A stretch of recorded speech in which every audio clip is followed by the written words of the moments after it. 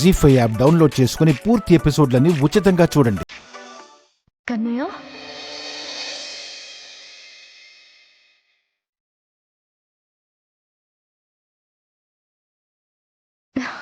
కన్నయ్య, ఇదిగో ఇవి తీసుకోండి. ఇప్పుడు ఇవన్నీ ఎందుకు మేడం? ఏం పర్లేదు, తీసుకోండి. మీరు కూర్చోండి మేడం, నేను మంచినీళ్ళు తీసుకొస్తాను.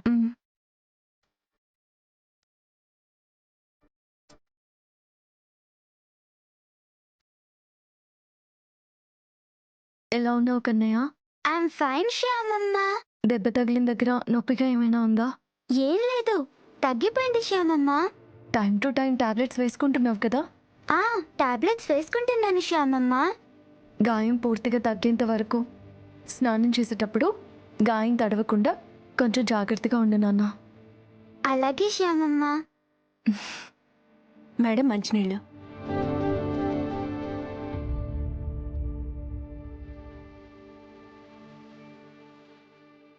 ఇంట్లో ఎవరెవరు ఉంటారమ్మా? మేము ముగ్గురం ఉంటాం మేడం. నేను, వీడు, వీళ్ళ నాన్న.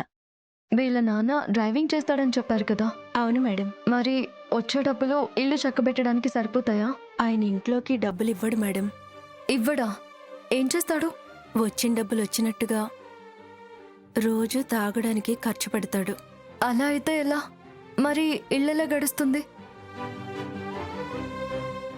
ఇంట్లో కావలసిన సామాన్లకి, బాబుకి పాల ప్యాకెట్లకి ఇలా చాలా డబ్బులు అవసరం అవుతాయి కదా? అందుకు మా మేడం గారు ఉన్నారు మేడం. అదిగో ఆ పక్కింట్లోనే పనిచేస్తాను. ఆవిడే మాకి రూమ్ అది ఇచ్చారు. కాస్తో కూస్తో బతుకు సాగిస్తున్నామంటే ఆవిడి పుణ్యమే. వీడి కడుపున పడిన దగ్గర నుంచి మాకు కావాల్సినవన్నీ ఆవిడగారే ఇస్తున్నారు. మమ్మల్ని బాగా చూసుకుంటున్నారు. తినడానికి తిండి, ఉండడానికి గూడు ఇచ్చారు. అది చాలు. ఆవిడే గనుక లేకుంటే ఇప్పుడు మా బతుకులు ఏమైపోయావో. అవును, ఆవిడెవరూ గాని నిజంగా చాలా మంచావిళ్ళలాగే ఉన్నారు. డబ్బు కోసం, ఆస్తుల కోసం అయిన వాళ్ళని దూరం పెడుతున్న ఈ రోజుల్లో ముక్కు మొహం తెలియని మిమ్మల్ని తీసుకొచ్చి ఇంట్లో పెట్టుకొని ఇదంతా చేస్తున్నారంటే నిజంగా ఆవిడది చాలా గొప్ప మనసు. ఇలాంటి స్వార్థపూరిత ప్రపంచంలో అలాంటి వాళ్ళు ఉండడం చాలా అరుదు. నాకు ఒకసారి ఆవిడ్ని చూడాలనుంది, తనతో మాట్లాడాలనుంది. సరే మేడం, మిమ్మల్ని మేడం గారికి ఇప్పుడే పరిచయం చేస్తాను. కన్నయ్య, నువ్వు హోంవర్క్ చేస్తూ ఉండు, మేము మేడం గారి దగ్గరికి వెళ్ళొస్తాం. అలాగే అమ్మా. రండి మేడం.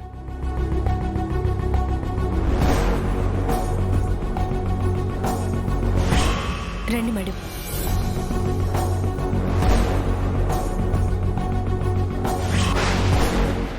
మేడం, టీ తీసుకోండి.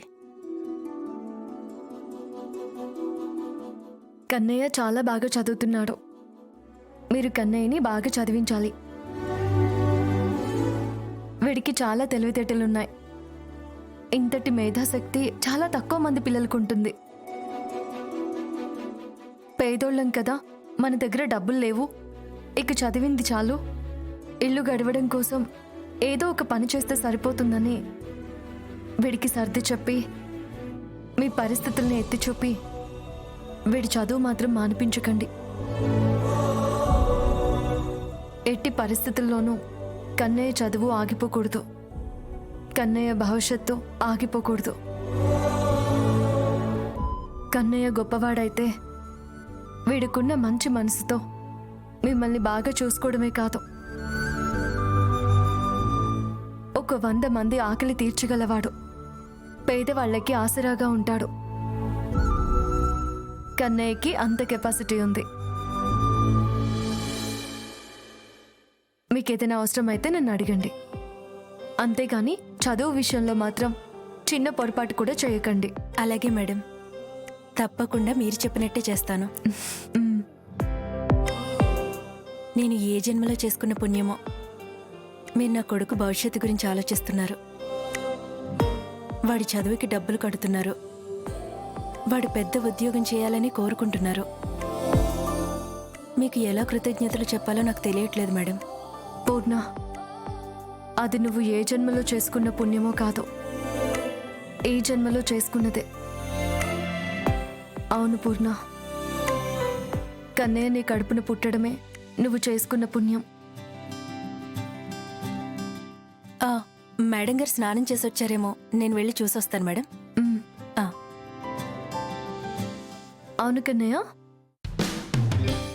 నువ్వు చదివేనా ఇంకా గేమ్స్ ఏమైనా ఆడతావా? గేమ్స్ కూడా ఆడతాను శ్యామమ్మ. అవునా? అయితే నువ్వే గేమ్స్ చాలా బాగా ఆడతావు? నేను బ్యాడ్మింటన్ బాగా ఆడతాను. ఓ అవునా? ఆ, సరే, నీకు ఇంకా ఎక్స్ట్రా కరికులర్ యాక్టివిటీస్ ఏమున్నాయి? పెయింటింగ్ వేస్తాను శ్యామమ్మ. ఆ రోజు మీ ఇంటికి వచ్చినప్పుడు వేసాను కదా, ఉండు చూపిస్తాను.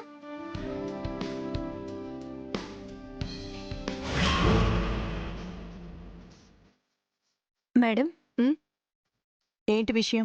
అదే మేడం, కన్నయ్య పెద్ద స్కూల్లో చదవడం కోసం కన్నయ్యకి కావాల్సిన బట్టలు, పుస్తకాలు, ఫీజు కట్టారని చెప్పాను కదా మేడం. అవును, చెప్పావు. అయితే ఇప్పుడేంటి? ఆవిడ ఇంటికొచ్చారు మేడం. అవునా? ఎందుకొచ్చింది? నువ్వు తనని ఏదైనా సాయం చేయమని అడిగావా? కన్నయ్య చదువు కోసం డబ్బేమైనా అడిగావా? ఆహా, చెప్పు పూర్ణ, తను నీకు ఏమివ్వడానికొచ్చింది? అదేం లేదు మేడం. బాబుకి మొన్న పెద్ద దెబ్బ తగిలింది కదా, చూడడం కోసమని వచ్చారు. కన్నయ్య కోసమా? చూసి వెళ్ళిపోయింది కదా, ఇంకేంటి? లేదు మేడం, తనింకా వెళ్ళలేదు, ఇక్కడే ఉన్నారు. మిమ్మల్ని కలవాలంటున్నారు. నన్నా? నన్ను కలవడం ఎందుకు? మీ మంచితనం గురించి చెప్పాను మేడం. కన్నయ్య కడుపున పడ్డ దగ్గర నుంచి మా బాగోగులన్నీ మీరే చూసుకుంటున్నారని, మీరు మాకు ఉండడానికి గోడిచ్చి కడుపు నిండా తిండి పెడుతున్నారని చెప్పాను. ఇదంతా విన్నాక ఈ లోకంలో మీలాంటి మంచి మనుషులు ఉండడం చాలా అరుదని చెప్పి మిమ్మల్ని కలిసి మీతో మాట్లాడాలనుకుంటున్నారు. మేం వాళ్ళకి తెలియకపోయినా ఆ రోజు వాళ్ళు ఫీజు కట్టబట్టే కన్నయ్య ఈరోజు అంత పెద్ద స్కూల్లో చదువుకుంటున్నాడు. వాళ్ళకి నేను చాలా రుణపడున్నాను మేడం. కొంపదీసి తను కట్టిన ఫీజులో నన్నేమైనా డబ్బులు అడుగుతుందా ఏంటి? తీసుకురమ్మంటారా మేడం? సర్లే, తీసుకురా. మంచి మనుషుల్ని చూసి కూడా చాలా రోజులవుతుంది. Thank you madam. హ్మ్.